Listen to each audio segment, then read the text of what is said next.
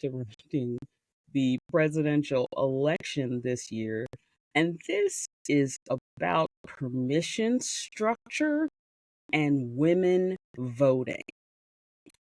Having grown up as a Black woman, as the daughter of two very liberal, but also very protective Southern parents, I have always understood my rights as an American citizen and also my responsibilities. My parents were always clear about how hard Black people had to fight for the right to vote. And so I have voted in every single election I've been able to vote in since I turned 18. So not voting has never been an option for me. I have heard a lot of conversation this week about women voting, and in this case, they're mostly specifically talking about white women and how for some men, the idea that their wife would vote differently than they would is crazy and offensive. And one of the Fox idiots even said if he found out that his wife voted for Kamala Harris, that would be akin to an affair and grounds for divorce. And I just thought, this is truly insane. First of all, that these men assume that their wives will vote exactly the way they voted and they want them to vote, and also that their wives are not independent enough, are not smart enough, are not well read enough on the issues to make their own choice. It's a phenomenon that, as a Black woman, I freely admit I don't understand. My husband, in 25 years of marriage, has never asked me who I voted for. And in turn, I've never asked him who he voted for. We are smart enough and independent enough to make those choices of our own accord and not feel the need to harass the other one about the way they voted. Now, part of this really does have to do with a term I'm not crazy about, but people use it all the time, so I know people know what it means. It has to do with being equally yoked. And essentially, what that means is you have to have enough in common emotionally, religiously, politically, all those things to understand who your spouse is and what they support. My question to white women who find themselves in the situation where their husband's expectation is that they are going to vote exactly the way he does is, why is that something you think is okay? At some point, as women, we have to take responsibility for our choices. Yes, the patriarchy is going to make decisions in the patriarchy's best interest. That's just fact. Absolute power corrupts absolutely. The patriarchy's been in charge for hundreds of years. They're going to make decisions in their best interest.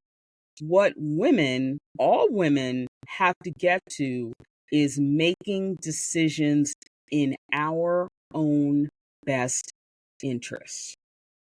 if you are dating someone who is very vocal about their views and very vocal about the fact that he has the expectation that the woman he marries is going to fall in line behind him and be lockstep and do exactly what he wants and vote exactly the way he votes, you need to take a step back and ask yourself, is that actually the life you want for yourself? Because that is about control, but it is also about a lack of respect.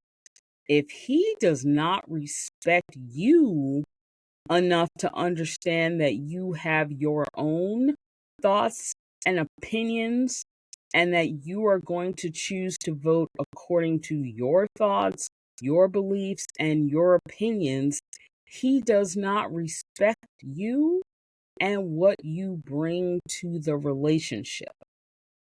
Now, I know religious leaders, particularly, but some religious people as well, black, white, whoever, and whatever denomination, will come after me and say, as someone who is not religious, meaning myself, I do not understand the belief that a woman should follow a man, she should be behind him, that he is the head of the household, and that she supports him, raises the children, and knows her place. And I'll be the first to tell you, I don't understand any of that nonsense. I honestly don't. That is not the kind of marriage I have. That is not the kind of marriage my parents had. And even before that, that's not the kind of marriage my mother's parents had. They had, and I have, relationships of equal and mutual respect. And there is not the expectation that I will just go along with my husband because that's my duty as his wife.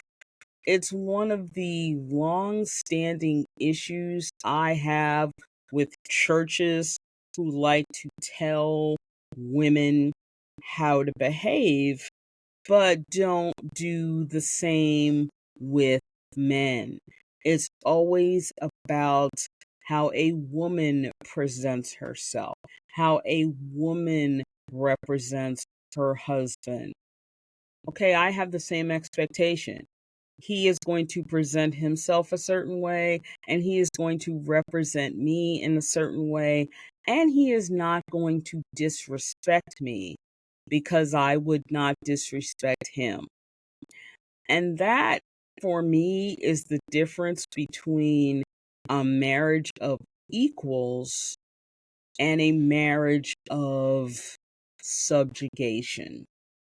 For some people, their religion says that women are to subjugate themselves to men. And there are a lot of men who've picked up on that and ran with it and decided that that's really what they want in a wife.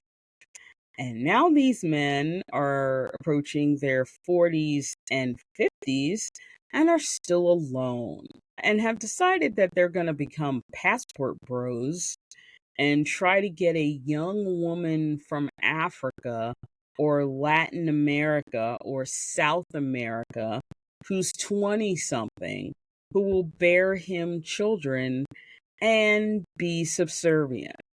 And a lot of them are having a hard time doing that because it's not just women in the United States have changed. Women around the world have changed.